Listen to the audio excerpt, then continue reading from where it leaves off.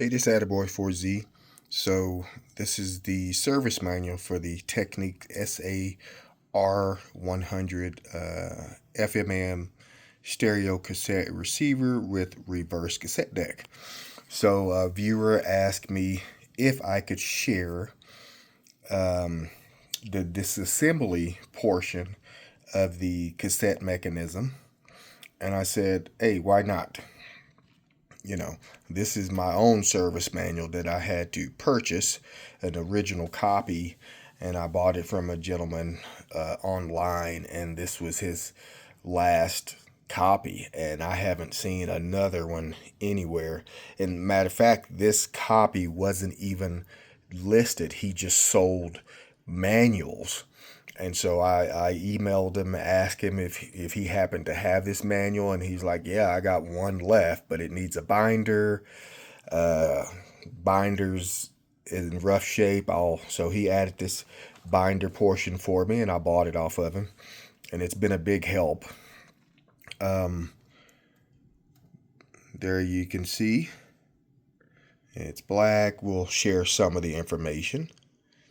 So for those of you who have this, there's the remote control, and unfortunately this receiver needs the remote control in order to use its functions 100%. Without the remote, you're limited.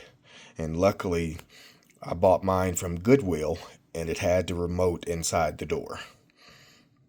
So we'll go down your section there. Okay. You can kind of pause the video and look at some of the specs on that. Alright, so let's hop right into the cassette tape removal. So, step one,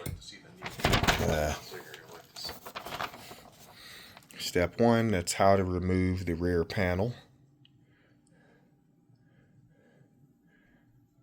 And like I said, you can pause the video and have a look at that. Those are all the screws, battery cover. And then step 2, how to remove the cassette deck. That is section 2. Remove the upper side counter belt location.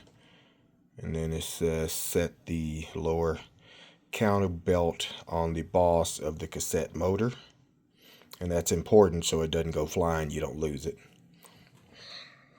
Step 3, remove the connector and 4 set screws of the cassette deck, and there you can see your 4 screws, and the screws are all red. There's a ground wire on screw number 2. There's your connectors.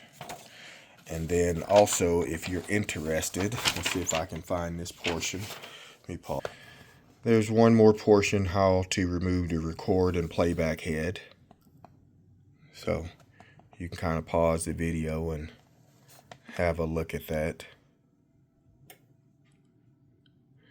Like I said, I didn't have to go in this depth to get my tape deck going. I just changed the belt. Of course, lubrication, all the lubrication from the factory had dried up. Wouldn't allow everything to move smoothly, and some things were stuck. So, you got to remove all that old lube and apply some fresh lubrication. And that's pretty much it on the removing the tape, the transport. So I hope this helps for the subscriber. 2 people had actually requested to see that portion, and of course I'm in the United States, and I believe one was maybe in Ukraine or Russia. So I hope this helps.